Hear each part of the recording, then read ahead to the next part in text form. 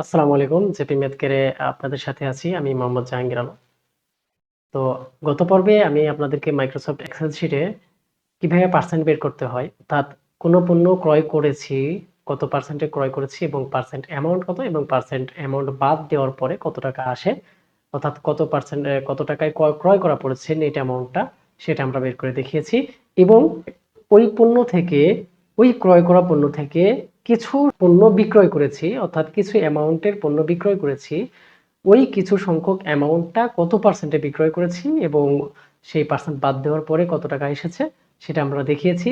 এবং তা থেকে আমরা ওই অল্প সংখ্যক পণ্যটার ক্রয় করা পড়েছে কত, অর্থাৎ কস্ট হয়েছে কত, সেটা আমরা বের করে দেখিয়েছি। তো আজকে দেখাবো যে ওই পণ্য বিক্রয় করার ফলে আমার কত টাকা প্রফিট হয়েছে এবং কত টাকা লস হয়েছে সেটা আমি আজকে আপনাদেরকে দেখাবো। তো ভিডিওটি শেষ পর্যন্ত দেখুন। তো চলুন কথা না বাড়িয়ে আমরা ভিডিওতে চলে যাই। আজকে দেখাবো যে এই 85,500 টাকার পণ্য বিক্রয় করার ফলে আমার কত টাকা প্রফিট হয়েছে এবং কত টাকা লস হয়েছে সেটা আমি আজকে আপনাদেরকে দেখাবো। তো তার জন্য কার্সরটা এইভাবে রাখবো, রাখার পরে ইফ ফর্মুলা ইউজ করতে হবে। ইফ ফর্মুলার জন্য ইকুয়াল টু দিয়ে ইফ ইফ যদি যদি লস হয় তাহলে এই ঘরে বসবে, আর যদি লস না হয় তাহলে এই ঘরে বসবে না। এই জন্য আমরা ইফ ফর্মুলা ইউজ করব। তাহলে ইফ দিয়ে ফার্স্ট ব্র্যাকেট। এখন যদি লস হয়, লস কখন হয়? যদি আমার ক্রয় করা পণ্য থেকে কম মূল্যে বিক্রয় করা হয় তখন লস হয়।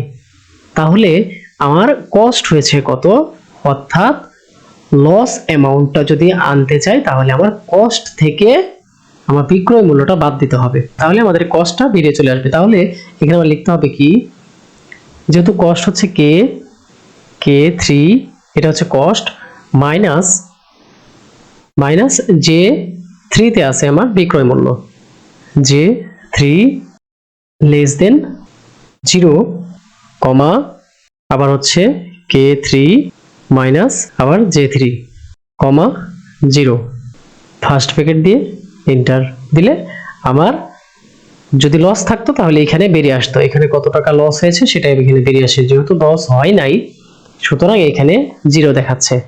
এখন তাহলে কি প্রফিট হয়েছে সেটা আমরা কিভাবে বুঝবো? যদি প্রফিট হয়, 1 টাকাও যদি প্রফিট হয় সেখানে প্রফিটের ঘরে বসে যাবে। তাহলে প্রফিটেরটা কিভাবে লিখবো? প্রফিটটা হচ্ছে বিক্রয় মূল্য থেকে কস্টটা বাদ দিতে হয়, বিক্রয় মূল্য থেকে কস্ট বাদ দিলে আমরা প্রফিটটা পেয়ে যাব। তাহলে আমরা এখানেও ইফ ফর্মুলা ইউজ করব, equal to if first bracket, এবার হচ্ছে বিক্রয় মূল্য হচ্ছে J three minus K three, কমা আবার J three minus K three, কমা দিয়ে জিরো, ফার্স্ট ব্র্যাকেট দিয়ে ক্লোজ করে এন্টার দিলে আমার কত টাকা প্রফিট হয়েছে সেটা আমাদের এখানে বেরিয়ে চলে আসবে। এই যে দেখেন, এন্টার দিলাম, এখানে 855 টাকা প্রফিট হয়েছে। এখন দেখেন এখন আমি যদি আবারও যদি আরেকটা ধরেন, এখানে আমি আরেকজনের কাছে একটি পণ্য বিক্রি করলাম, ধরেন আমির সাহেবের কাছে আমরা 50,000 টাকার পণ্য আবার বিক্রয় করেছি কত পার্সেন্টে? ধরুন 9%। ধরুন 9%। এখন দেখেন এখানে যদি আমরা এটাকে টেনে আনি তাহলে দেখেন 9%-এর কত টাকা কস্ট হয়েছে সেটা, কত টাকা বাদ গিয়েছে সেটা এখানে বেরিয়ে আসছে, এবং এখানে কত টাকা নেট অ্যামাউন্ট মূল্য সেটা বেরিয়ে আসছে, এবং আমার কস্ট হয়েছে কত টাকা সেটাও এখানে বেরিয়ে আসছে।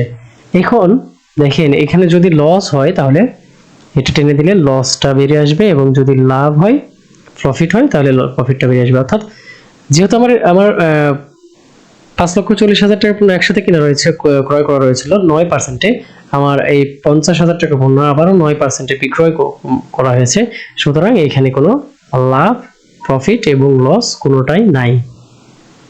এখন দেখেন যদি আরেকজনের কাছে আমি বিক্রয় করি, ধরেন করিম সাহেবের কাছে আমি আবার বিক্রয় করেছি 60,000 টাকার একটি পণ্য কত পার্সেন্টে? 10%-এ। এখন দেখেন 10% দেওয়ার পর যখন আমি এটা টেনে দিচ্ছি, দেখেন এখানে 6,000 টাকা মাইনাস হয়ে যাবে। দেখেন আমার মাইনাস হয়ে এইটাকে নেট অ্যামাউন্টটা এখানে বসে যাচ্ছে এবং কস্ট কত টাকা হয়েছে? 54,600 টাকা আমার কস্ট হয়েছে এই 9%-এর তুলনায়। কিন্তু আমার বিক্রয় করা হয়েছে কত? 54,000 টাকা আমি বিক্রয় করেছি এবং কস্ট হয়েছে 54,600 টাকায়। এখানে দেখেন 600 টাকা ডিফারেন্ট, অর্থাৎ